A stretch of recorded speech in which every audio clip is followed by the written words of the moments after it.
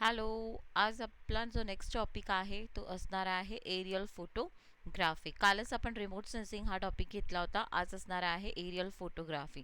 So start करूयात.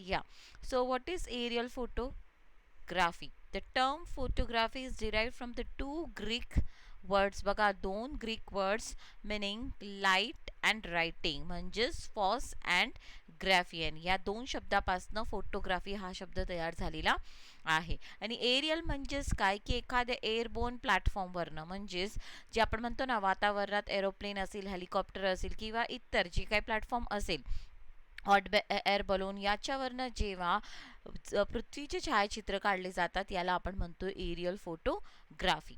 Okay. आता कालच आपण रिमोट सेन्सिंग, हा एक रिमोट सेन्सिंगचाच प्रकार आहे, आलं लक्षात? कारण इथे पण प्रत्यक्ष भूभागाशी किंवा एखाद्या वस्तूशी किंवा जागेशी संपर्क न येता छायाचित्र काढले जातात, ठीक आहे, किंवा माहिती गोळा केली जाते, त्यालाच आपण रिमोट सेन्सिंग म्हणतो. तर एरियल फोटोग्राफी हा एक रिमोट सेन्सिंगचा प्रकार आहे.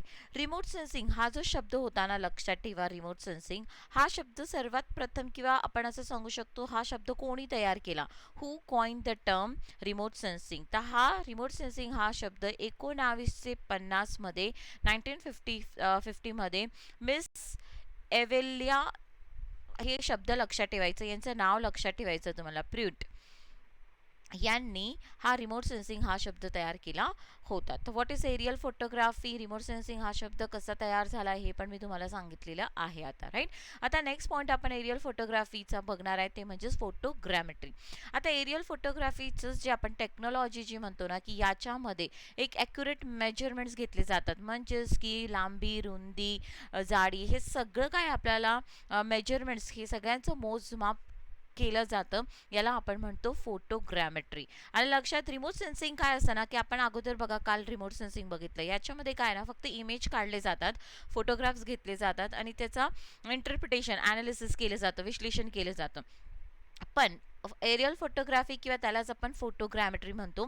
फोटोग्रॅमेट्री म्हणजे काय काय ना, इथे ॲक्युरेट मेजरमेंट्स घेतले जातात. ॲक्युरेट मेजरमेंट म्हणजेच लांबी, रुंदी, खोली, हे सगळं काय बघितलं जातं आणि याचा अभ्यास केला जातो, याला म्हटलं जातं फोटोग्रॅमेट्री. तर ही टर्म कधी तुम्हाला विचारली गेली तर लक्षात ठेवा, हे पण एक प्रकारचं सायन्स अँड टेक्नॉलॉजी आहे. ओके. आता नेक्स्ट आपल्याला बघायचं आहे, what is the history of aerial photography. Okay. The history of aerial photography: initially aerial photographs were taken using balloons, kites and even birds. जेव्हा सुरुवात झाली होती ना, त्यावेळेस हॉट एअर बलून्स, फुगे किंवा काइट्स, पतंगी किंवा पक्षींमध्ये कॅमेरा किंवा हे ॲड करून फोटो काढले जायचे, ठीक आहे. Later with the invention of glider by Wright brother. Wright brothers यांनी ग्लायडरचा शोध लावला होता. मी पुढे त्याचा फोटो दाखवेल तुम्हाला. It brings a revolution in aerial photo graphic. Glider म्हणजेच काय, हवेत तरंगणारे, ठीक आहे, आत्ताच इमेज दाखवून देते मी तुम्हाला. हे एक प्रकारचं काय आहे, ग्लायडर आहे, बघा, ठीक आहे, हे ग्लायडर आहे. हे काय आहे, हे बघा, हे काय आहे, ग्लायडर आहे. हे राईट ब्रदर्स, ठीक आहे, यांनी हे ग्लायडर्स तयार केले. हे वातावरणमध्ये फिरू लागले आणि त्या ग्लायडरवर बसून आपण फोटोग्राफ्स घेऊ शकत होतो. तर हे जेव्हा ग्लायडर्स तयार केले गेले राईट ब्रदर्सद्वारे, त्यावेळेस एरियल फोटोग्राफीमध्ये मोठी प्रकारची क्रांती आली होती. Later with the advancement of time, new technologies and more static प्लॅटफॉर्मवर इंट्रोड्यूस. आणि जसंच विज्ञानामध्ये प्रगती होत गेली, नवीन नवीन चांगले प्लॅटफॉर्म, स्टॅटिक म्हणजे एकाच ठिकाणी स्थिर राहणारे प्लॅटफॉर्म्स तयार झाले, आलं लक्षात? आणि त्याच प्रकारे एरियल फोटोग्राफ्समध्ये उत्क्रांती होत गेली, ठीक आहे. तसंच आपल्याला with the launch of Landsat 1 in 1972 aerial photograph start losing fame. आणि मग जसंच उपग्रह तयार झाले, उपग्रह अवकाशात सोडले गेले, जसे लँडसेट 1 1972 मध्ये, त्याच्यानंतर एरियल फोटोग्राफीचा थोडासा आपण म्हणतो ना, की क्रेज कमी झाला होता. आता पुढची हिस्ट्रीमध्येच आपण पुढचा भाग बघता आहोत. अजून एक हे विचारलं जाऊ शकतो तुम्हाला. 1827 मध्ये Niepce take first picture of the nature from window view of the French countryside using a camera obscura and emulsion using bitumen of Jude. हे काही एवढं तुम्हाला गरज नाही लक्षात ठेवायची. तर निपीस यांनी सर्वात प्रथम पिक्चर घेतला होता फ्रान्समध्ये. ते बसले होते गावात आणि तिथून त्यांनी, आणि एक पिक्चर घ्यायला त्यांना 8 तास लागले होते. लक्षात ठेवा, आज आपल्याकडे मोबाईलमध्ये कॅमेरा आहे, आपण किती फोटो घेऊन घेतो, मिनिटामध्ये किती फोटो घेतो. त्यावेळेस 1827 मध्ये पहिला पिक्चर घेण्यात आला होता. पहिला फोटो काढला कोणी, निपेस यांनी काढला होता, आलं लक्षात? 1827 मध्ये, आणि एक फोटो काढायला त्यांना किती कालावधी लागला होता? 8 तास. ठीक आहे. पुढचं 1839 मध्ये आता काय झालं? 27 पर्यंत बघितलं. 1839 मध्ये William Henry Fox Talbot invent a system of imaging on silver nitrate of silver chromate treated paper and using a fixative solution of sodium chloride. कधी जुना काळ माहिती असेल, असं म्हणायचे ना की फोटो डेव्हलप होत आहे. तुम्ही फोटो काढल्यानंतर इमिजिएट ते फोटो भेटत होते का? नाही, 2-3 दिवस लागत होते. का? कारण ते फोटो डेव्हलप करायचे. तर ते फोटो डेव्हलप करायसाठी काही द्रव्य वगैरे मध्ये टाकलं जायचं. तर ते silver nitrate of silver chromate आणि using fixative solution of sodium chloride. तर याचा शोध कोणी लावला होता? विलियम हेनरी फॉक्स टॅलबॉट यांनी. ओके. नेक्स्ट बघा, जो आपण म्हटलं ना नीपीसने जो फोटो काढला होता 1827 मध्ये, तो हा फोटो होता.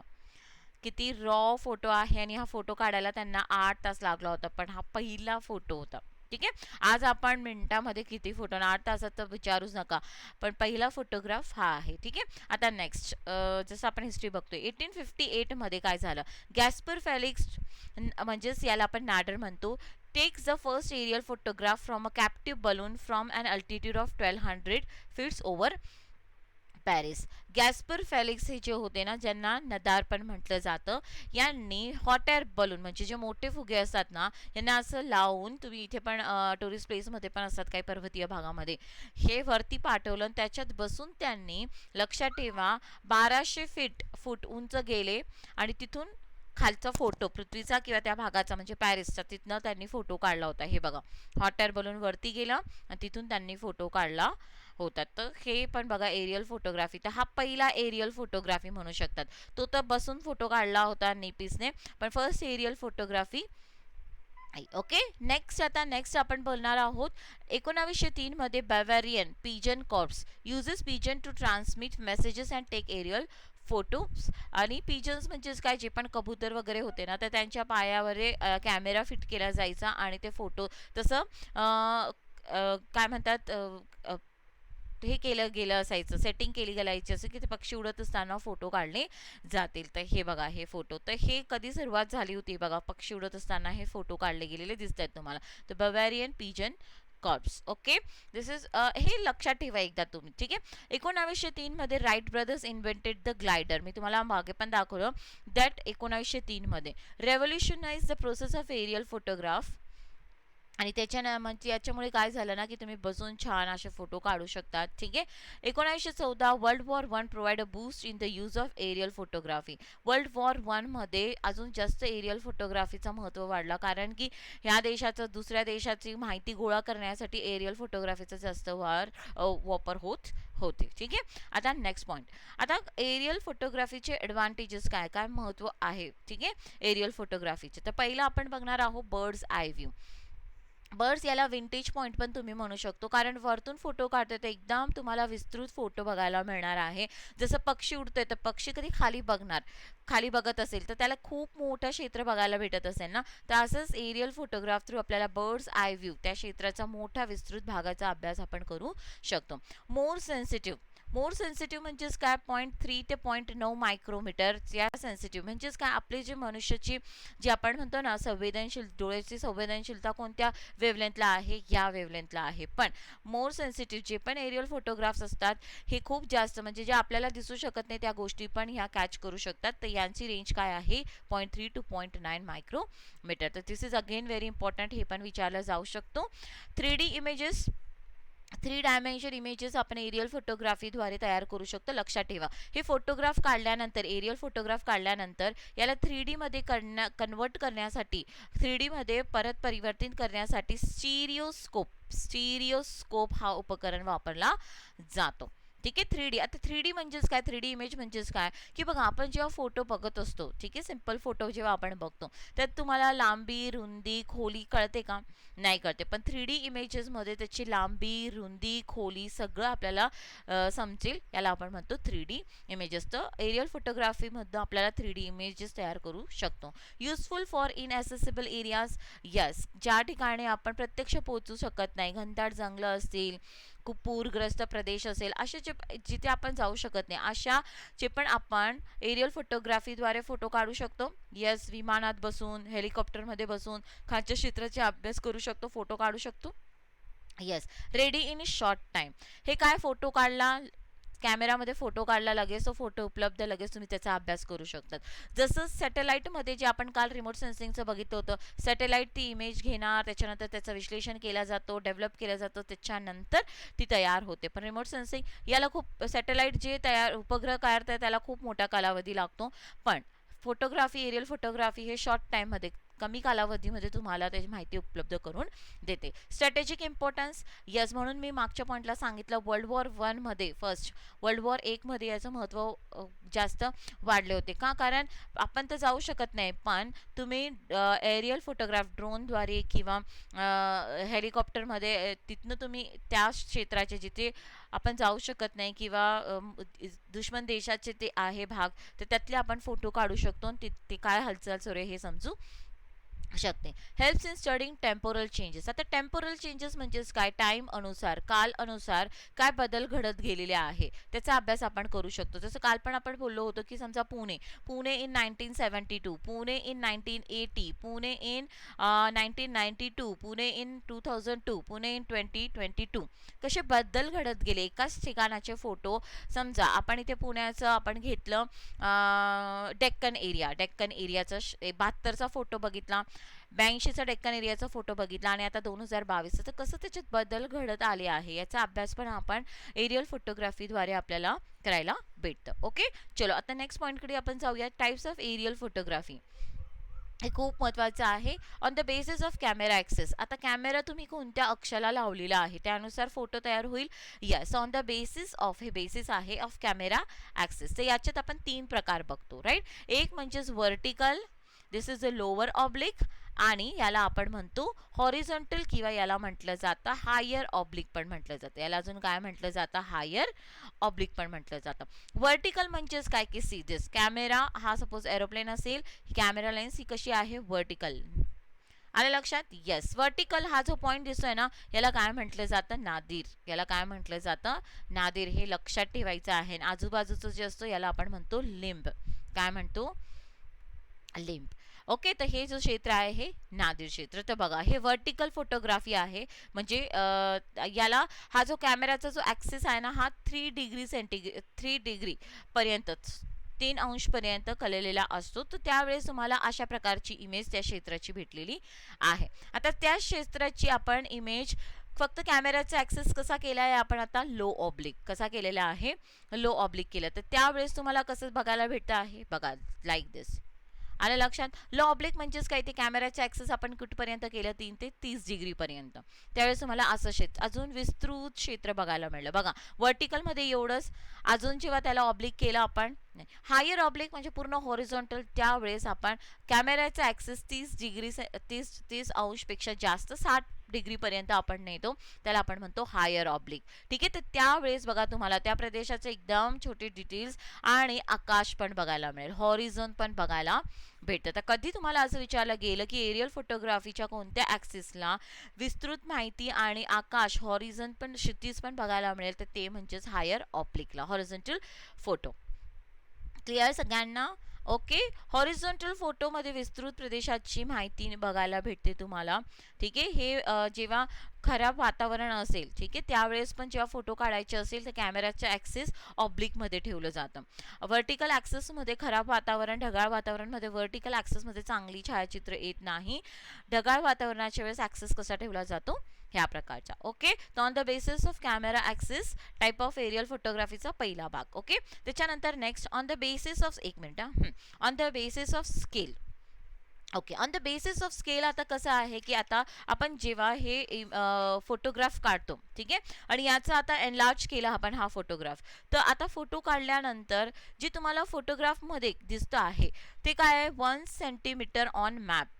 आलं लक्षात? 1 सेंटीमीटर. जसं आता आपण इथे हा 1:15,000 घेऊयात, लार्ज स्केलचा फोटोग्राफी आहे ही, लार्ज स्केल. म्हणजेच की 1 सेंटीमीटर ऑन मॅप आणि 15,000 सेंटीमीटर ऑन ग्राउंड. म्हणजे जे तुम्हाला ग्राउंडवर गेल्यानंतर हा भाग एवढ्या सेंटीमीटरचा आहे, तो तिथे फोटोग्राफमध्ये कितीचा असतो, तो एवढा एरिया कितीमध्ये दाखवला जातो, 1 सेंटीमीटर. याला आपण म्हणतो large scale. Medium scale, C, 1 centimetre आणि हे ऑन ग्राउंड एवढा. आणि स्मॉल स्केल छोटी, बघा एवढी मोठी माहिती, बघा 30,000 सेंटीमीटरची माहिती फक्त 1 सेंटीमीटर मध्ये दाखवली जाते, याला आपण म्हणतो स्मॉल स्केल. ठीक आहे, तर माहिती इथे जास्त उपलब्ध होईल ना तुम्हाला. येस, याला आता बोलतो on the basis of scale. ठीक आहे, आता next, on the basis of film. कोणती फिल्म वापरली आहे? ब्लॅक अँड व्हाईट का म्हणतात ना, ब्लॅक अँड व्हाईट फोटोज येतील. इन्फ्रारेड, आता इन्फ्रारेड आपण जास्त वापरतो ही फिल्म. आणि याच्यामध्ये जसं तुम्हाला माहिती आहे की इन्फ्रारेडमध्ये, इन्फ्रारेड लाईटमध्ये जसं बघा जे आपलं व्हिजिबल स्पेक्ट्रम आहे. आता पहिल्यांदा मी कलर सांगून देते, त्याच्यानंतर इन्फ्रारेड सांगते. आता कलर फोटो, आता जेव्हा आपण कॅमेरामध्ये काढतो किंवा फोटो स्टुडिओमध्ये जातो, किंवा त्यावेळेस ज्या रंगाचे कपडे तुम्ही घातले आहे, ज्या रंगाचा बॅकग्राऊंड आहे, तोच रंग येतो ना. येस, का? कारण की तोच रंग परावर्तित होत असतो आणि म्हणून तोच रंग तुम्हाला त्या फोटोमध्ये बघायला मिळतो. ज्या रंगाचे आपण कपडे घातले तेच रंगाचा फोटो आपल्याला बघायला मिळेल, बॅकग्राऊंड तसाच ॲज इट इज. पण इन्फ्रारेड फोटोग्राफमध्ये कसं असतं ना, की याच्यात काय असतं ना, बघा हे लक्षात ठेवायचं आहे तुम्हाला. पहिले 1 मिनिट हां. रेड, ग्रीन आणि ब्ल्यू. ठीक आहे, आता लाल रंग कसा दिसेल? ब्ल्यू. आलं लक्षात? ब्ल्यू कसा दिसेल? ओके, तर हे एक पॉइंट लक्षात ठेवायचं आहे. ग्रीन ग्रीन ग्रीन कसा दिसणार? रेड. ओके, आणि ब्ल्यू कसा दिसणार? ग्रीन.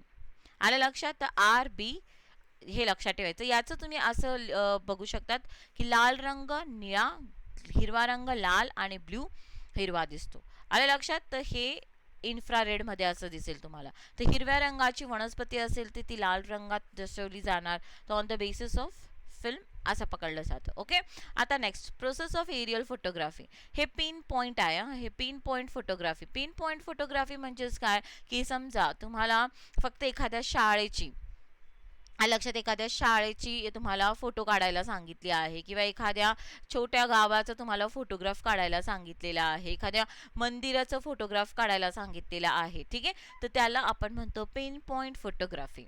ठीक आहे, आणि ब्लॉक फोटोग्राफी म्हणजेच काय, की समजा पूर्ण एक क्षेत्राचं, तुम्हाला मोठ्या विस्तृत क्षेत्राचा, जसं त्या गावाचं मंदिर, त्या गावाचे गावं, झाडं, वनस्पती सगळेच तुम्हाला फोटो काढायला भागाचा फोटो काढायला सांगितलं असेल विस्तृत क्षेत्रात, तर त्यावेळेस आपल्याला कोणतं फोटोग्राफी वापरावी लागते? Block photography.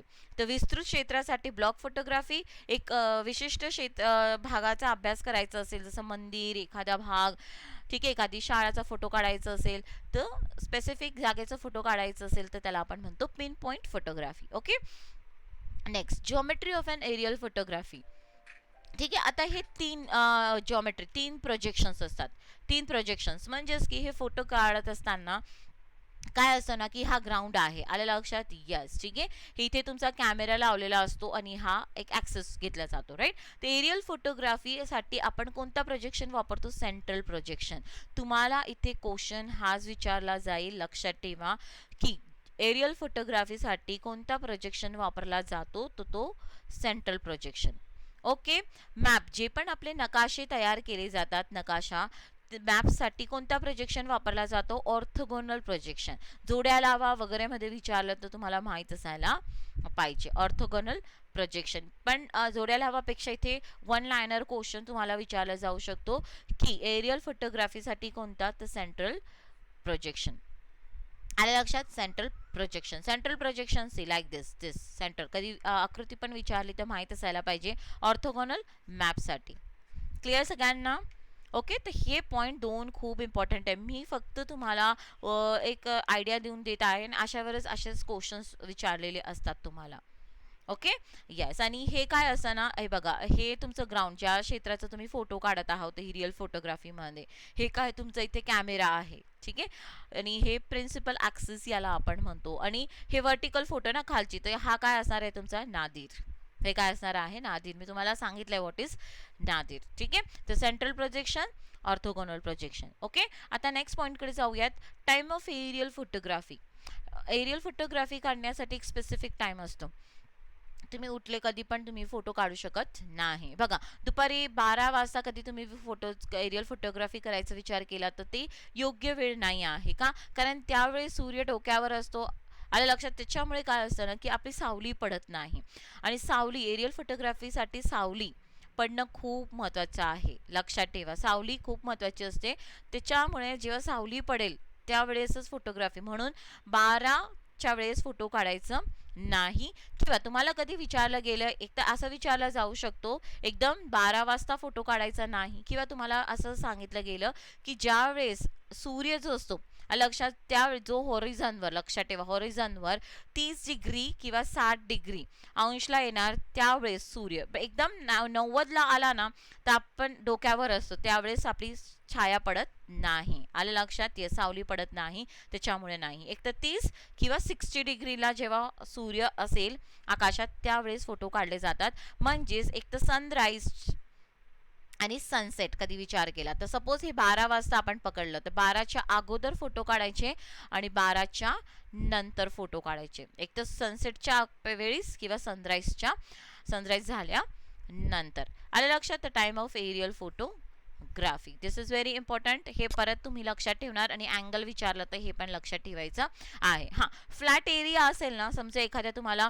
फ्लॅट एरियामध्ये फोटो काढायचं असेल, म्हणजे मैदानी प्रदेशात, तर त्यावेळेस सूर्य 20 डिग्रीला असेल हॉरिझॉनमध्ये, तरी तुम्ही फोटो काढू शकतात. पण इथे माहिती तुम्हाला, सावली खूप महत्त्वाची असते एरियल फोटोग्राफीसाठी. तर असं कधी क्वेश्चन 1-2 स्टेटमेंटमध्ये विचारलं तर माहीत असू द्या. आता एरियल फोटोग्राफीचा फ्लाईट लाईन. आता बघा, फोटोग्राफ काढत असताना, एरियल फोटोग्राफ काढत असताना, आता विमान आहे, हेलिकॉप्टर आहे, जे पण काय आपण प्लॅटफॉर्म यूज केला आहे, राईट. तर काय होत आहे ना, की हे फोटो असं एक एरोप्लेन असं जात आहे, समजा एक सलग एरोप्लेन असे चाललं आहेत, 2 एरोप्लेन आता पकडा, किंवा हाच एरोप्लेन असं सरळ चाललेला आहे. आलं लक्षात? येस, हा सर, तर हा कंटिन्युअस खालच्या क्षेत्राचा फोटो काढत आहे, बरोबर, कंटिन्युअस खालच्या क्षेत्राचा. तर हा इथे जेव्हा फोटो काढणार, इथला काही भाग येणार, इथे आल्यानंतर जो फोटो काढणार, तर इथला अर्धा काही भाग येणार, इथला काही भाग येणार, इथे फोटो काढल्यानंतर हा भाग येणार, असं असं ओव्हरलॅप होत जाईल ना, म्हणून याला आपण म्हणतो एंड लॅप किंवा फॉरवर्ड लॅप. आणि साईड लॅप काय असं मी इमेज पुढे दाखवेलच तुम्हाला, पण लक्षात येत आहे का जेव्हा असं. आणि साईड लॅप म्हणजेच काय, ज्या वेळेस 2 हेलिकॉप्टर किंवा विमानं ॲडजस्टंट म्हणजे समांतर फिरत असतील, लक्षात, आणि फोटो काढत असतील, त्यावेळेस काय असेल ना, याचा जो फोटो आहे, याने काय एरिया कव्हर केला, याने काय असा एरिया, कॉमन एरिया कव्हर केला, याला आपण म्हणतो साईड लॅप. आलं लक्षात? तर हे फोटो काढल्यानंतर, लक्षात ठेवा, एरियल फोटोग्राफीमध्ये हे फोटो काढल्यानंतर काय केलं जातं ना, की हे सगळे फोटोज कंबाईन केले जातात. आता पुढची इमेज बघा, ठीक आहे. आता हा बघा, हे चालले आहे पुढे. येस, याने फोटो काढला ग्राउंडचा, तर याने एवढा फोटो काढला, यावेळेसच याने पण फोटो काढला, याने पण हा एवढा फोटो काढला. तर कॉमन एरिया एवढा दोघांचा आला आहे ना, तर हा एरिया, कॉमन एरिया किती कवर असायला पाहिजे? 60 to 70% ओव्हरलॅप असायला पाहिजे. आले लक्षात? म्हणून मग ज्यावेळेस यांना डेव्हलप करतात, तर हा पूर्ण सलग एक फोटो तयार होतो, असा अर्ध फोटो तयार होत नाही. तर 60 to 70% ओव्हरलॅप असते हे, किंवा असायला पाहिजे, हे तुम्ही लक्षात ठेवणार. कशामध्ये? फॉरवर्ड किंवा एंड लॅपमध्ये. आता साईड लॅपमध्ये बघणार. साईड लॅपमध्ये आता 2 ॲडजसंट दिसतंय ना तुम्हाला, 2 ॲडजसंट असे पॅरलल 2 हेलिकॉप्टर म्हणा येत आहे ना, हे फोटो काढते. ते खाली फोटो काढत असताना यांनी एवढ्या क्षेत्राचा फोटो काढला, आणि याने पण एवढ्या क्षेत्राचा फोटो काढला. याच्यामुळे काय झालं, कॉमन एरिया एवढा आहे ना, या दोघांच्या फोटोमध्ये कॉमन एरिया एवढा आहे, तर तो केवढा असायला पाहिजे? 25 ते 40% लॅप व्हायला पाहिजे. याला आपण म्हणतो साईड लॅप. ओके, लक्षात आलं सगळ्यांना? आणि याचा सलग एक फोटो मग तयार केला जातो. आता स्टिरिओस्कोप. स्टिरिओस्कोप काय असतो ना, हा असा इन्स्ट्रुमेंट असतो ना, की हे फोटोग्राफचं कन्वर्जन 3D मध्ये करतो, 3 डायमेन्शन मध्ये करतो. 3 डायमेन्शन म्हणजेच काय, की त्याच्यामध्ये लांबी, रुंदी, जाडी हे सगळं तुम्हाला लक्षात येईल, समजेल, त्याला आपण म्हणतो 3D. ओके, तर हे इन्स्ट्रुमेंट आहे स्टिरिओस्कोप. तर हे याच्यावर पण क्वेश्चन विचारला जाऊ शकतो, की किती पर्सेंटेज ओव्हरलॅप असायला पाहिजे, काय असायला पाहिजे, ठीक आहे. तर हे पण लक्षात ठेवणार. तर आज आपण इथे संपूयात. उद्या मी एक सेशन तुमचा एरियल फोटोग्राफीवरच घेईन, पण तो काय असणार आहे ना, की एरियल फोटोग्राफीची इमेज आल्यानंतर, बाहेर आल्यानंतर ती कशी दिसते, त्याच्यावर काही मार्क्स असतात, आलं लक्षात, त्याच्यावर काय माहिती दिलेली असते, ती माहिती काय आहे, आणि हे भारतामध्ये हे एरियल फोटोग्राफी घेण्याची कोण संस्था हे एरियल फोटोग्राफीचे काम करते, हे आपण उद्या बोलूयात. हा उद्याचा एकदम शॉर्ट लेक्चर राहील, बट व्हेरी इम्पॉर्टंट लेक्चर. उद्याचं खूप इम्पॉर्टंट लेक्चर राहील एक्झामच्या दृष्टीने. तर आजचा पण खूप महत्त्वाचा होता. आणि दुसरी गोष्ट की सगळ्याच जणांनी व्हिडिओ शेअर करा मॅक्झिमम लोकांना, जेणेकरून मला मोटिवेशन मिळेल की मी अजून जास्त कंटेंट तुम्हाला उपलब्ध करून देईल. आणि नक्की नक्की फीडबॅक देत चला. ठीक आहे, कसं आहे, काय आहे, की काही चेंजेस करायचे असेल तर मला नक्की कळवा. थँक्यू.